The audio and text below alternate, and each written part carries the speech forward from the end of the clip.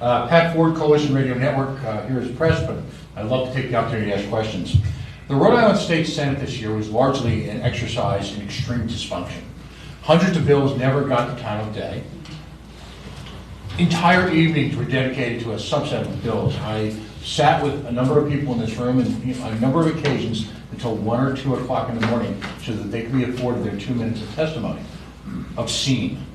Significant legislation like debate over Leo board, defelonization of small quantities of narcotics, the ending of solitary confinement, which, by the way, if Rhode Island was an individual nation, we would be considered a torture state by the United Nations. Those bills were never given the proper time of day, despite, in several cases, that legislation being offered at their 5th and 6th and 7th year. So my question to all of you is, what will you do to end that dysfunction? Most importantly, what will you do to alter Senate rules so that one individual can no longer be a gatekeeper to whether it be criminal justice reform, economic reform, or any of the thousands of issues addressing ordinary Rhode Thank you. I'll open that to anybody who wants to answer the question first. He should have been the moderator.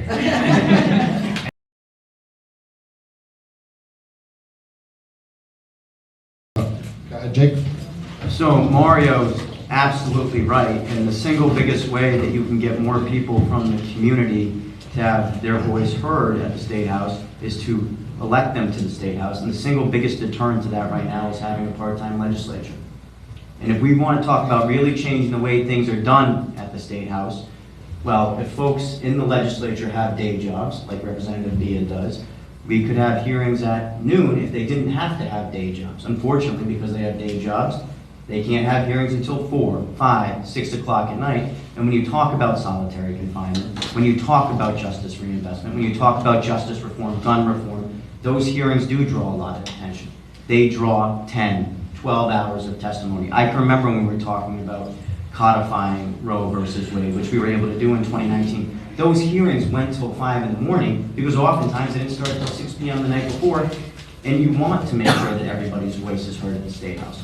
So I think if you want to work or talk seriously about that, you need a full-time legislature where they could operate throughout the course of the day. And if someone from the community wants to run and they're making minimum wage and they're working an hourly job, they could transition to a full-time job getting paid as a state legislator like you have in Massachusetts. Right now, you have retirees up there, you have teachers up there, you have lawyers up there. That trend has changed a little bit. And there's one more thing I want to add about simple possession, which I take very personally. 30 seconds. I worked on the legislation to defelonize simple possession, and we were at the event where you received an award because of your coverage of that issue. And I have been proud to work hand in hand with the community to defelonize simple possession. It's been 2 years since I won that award, and we still don't have a damn law. It's that simple. That's one of the simplest pieces of legislation that can instantly change the lives of everyone in Rhode Island. It is. It doubles the amount. Thank you. Yes, Representative Biah. So thank you, Pat, for that question.